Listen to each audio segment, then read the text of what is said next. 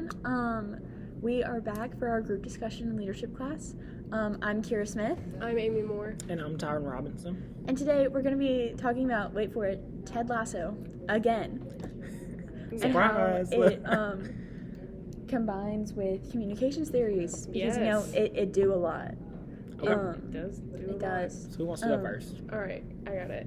So the last episode I remember us watching last class was episode 7, Make Rebecca Great Again. Which, side note, was an amazing episode. Amazing episode.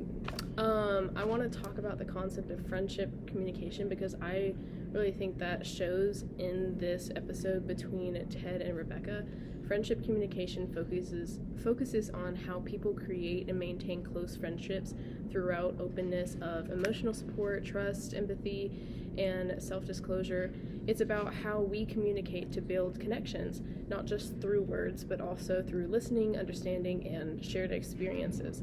Ted is struggling emotionally because he has to sign his divorce papers, and that's a major milestone for him to get over. When he later has a panic attack outside of the karaoke bar, Rebecca finds him and sits with him quietly and just calms him down. They have that small... It was adorable. It was adorable. And there wasn't... I just want to know, there was nothing, romantic about that. No, it was very platonic. It was very platonic. It was very... Yeah. It was very just friendship. And I think I talked about this in some other videos where they had some conflict between each other, but now I think that conflict has resolved into this beautiful friendship. She just listens and offers emotional support. That's a great example of empathy and support communication. Ted also exhibits self-disclosure by finally allowing himself to be vulnerable and letting someone else see this pain. Throughout the show, Ted tries to stay upbeat and happy. That vulnerability helps Rebecca see him as a real person, not just an overly cheerful coach. Overall, episode 7 demonstrates the effective friendship communication is built on vulnerability, empathy, and trust. And I think that's what stood out to me most was that connection that I think later in seasons they're gonna become very, very close friends. And you know what? I'm gonna say that I think Ted having that panic attack was an input into a system. And so this brings me to what I'm gonna talk about, which is systems theory. And if you haven't been around, I like to talk about systems theory a lot. And so systems theory, kind of my own personal definition for that, is that everything is a system, and you have inputs and throughputs and outputs into how each thing reacts. And so an input is a resource or condition entering the system according to my systems theory taxonomy sheet from Professor Gray. It's a resource or condition entering the system. A throughput is a transformative process that converts inputs into outputs. Outputs, consequences of systems processing feedback into the environment or back into the system itself. Actually, I may categorize this as an output, and I think that this is a relationship change output. Absolutely. And that it shows a shift in trust, cohesion, identity, affinity, or roles. I think that they have a shift in trust here. Yes. Because Rebecca is a very guarded person, Very much. Ted is... I think Ted, shows himself as a very open person, but I think he's also somewhat guarded. Yeah, there's a lot of points where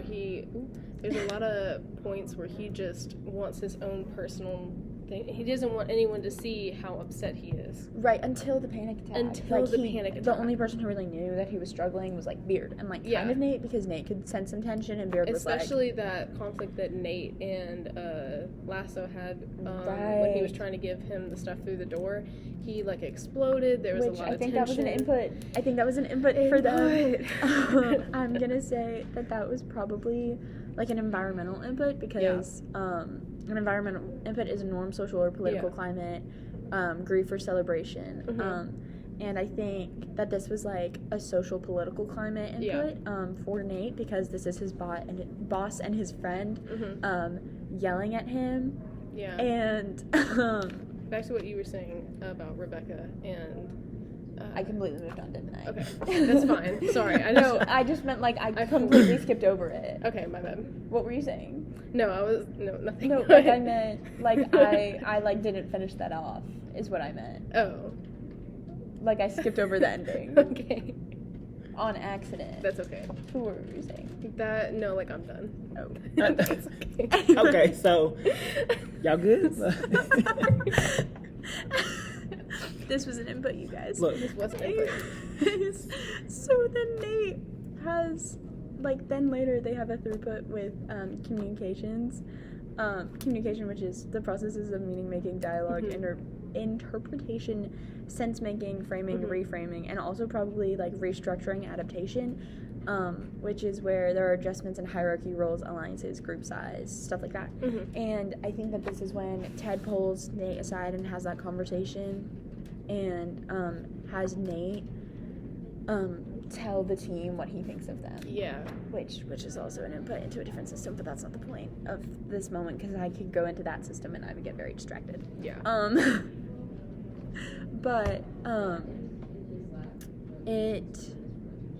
Nate's, like, that was their throughput, and then the output, there's, like, a little bit of a relationship change there, I think. Yeah.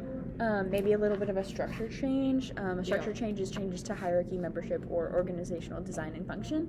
And so, like, I think that, like, we'll have to keep watching to, like, see exactly what that output is, but I think it has kind of shifted the dynamic just a little bit. Yeah.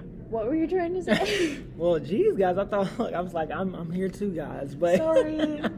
But I wanted to come at things from a different angle, since I did miss the last episode, but I was there for all the other episodes. But one angle that I did want to come to you guys today is the different types of leadership, and one that I was thinking about over the last time that we watched Ted Lasso was directly on Ted. Ted has kind of like changed a little bit. He's kept some of the same characteristics that he's had in the beginning, but over the last few episodes he's changed like his approach to some of the players, particularly Jamie and Roy. So Roy is kind of like, the tough guy, like he doesn't want to really break out of that. I have hopes that he has like a soft side, but as of right now, he totally has got to have a soft side. Totally does. And have you seen him with his niece? Adorable. Yeah, exactly. And then with Jamie, who I still can't stand, but Jamie, at the beginning, I feel like Ted was trying to kind of like meet Jamie like halfway, like meet him halfway, and kind of just like let him go on. And then over time, he kind of was like fed up with Jamie, and decided to take a different approach with him. And then Jamie exactly. And one that I want to talk about is that it's servant leadership. And servant leadership is when leaders prioritize the needs of their team, empowering and supporting them, and fosters loyalty and strong team performance. And I wanted to say that one because Ted realized that he couldn't really just worry about Jamie. He had to worry about like the end goal of like the team as a whole. Yeah. And Jamie being so full of himself, and there's other words I can use, but he was going to cause the team to, lose morale and continue to lose, because Jamie was making it all about himself throughout the whole season that we've seen. And also, I want to talk about coaching leadership, which I noticed is that coaching leadership is when leaders focus on personal development and they help individuals improve their performance. And it's great for long-term growth, but may require significant time investment. So one thing that steps out of that definition is when it says helping individuals improve their performance. Specifically, Jamie. Jamie is a great player, but his attitude and his ego is like the main thing. And it's like low-key killing his performance. Exactly. Like, he could do so much better if he was a team player. He could do so much better if he was just worried about the needs of everybody versus himself. And I remember when they won the game, finally, I can't remember. That they benched him on? Exactly. Yeah. It kind of like sunk in, just a little bit. I think it was starting to. Not a whole lot, but just a little bit. And I feel like Ted has decided to, he has to change his approach to some of the players, particularly Jamie. But I don't like Jamie at all. But I think I'm going to like him eventually. Yeah, like he's just it's gonna take a little bit. It's gonna take a little bit. But I feel like Ted has really grown and kind of like flip-flop between his styles of leadership depending on the players. Yeah. To jump on that real quick, I know you didn't watch this this past episode that we watched in class, But after like 60 years, they beat the team in Liverpool, Which is an and Jamie wasn't there. He like again redirected of what was being said, and he let Nate do the prep talk, and it was just a roast between It was everybody. You would have loved it. You would have loved it. You It have was to go back and great. watch it. Yeah. But I think that the coaching leadership exactly identifies, like, he didn't want to do it.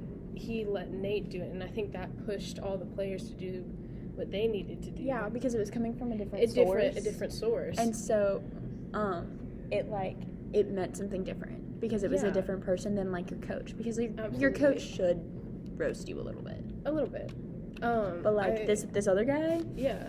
ooh, he's been around for a Especially while. him being like, not the water boy, that's like, I don't know what he's called in the show, but you Well, know he's what the I mean. manager now. He's Manager, the team manager yeah. now.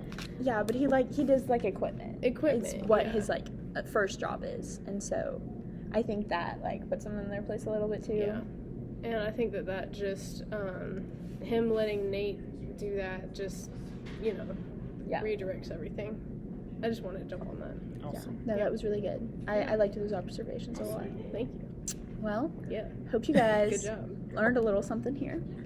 I was about to start doing a YouTube outro, so that was gonna be embarrassing. Hit that like and subscribe button. See y'all next time. See you guys next time. Live, laugh, love Love- systems and yeah. theory.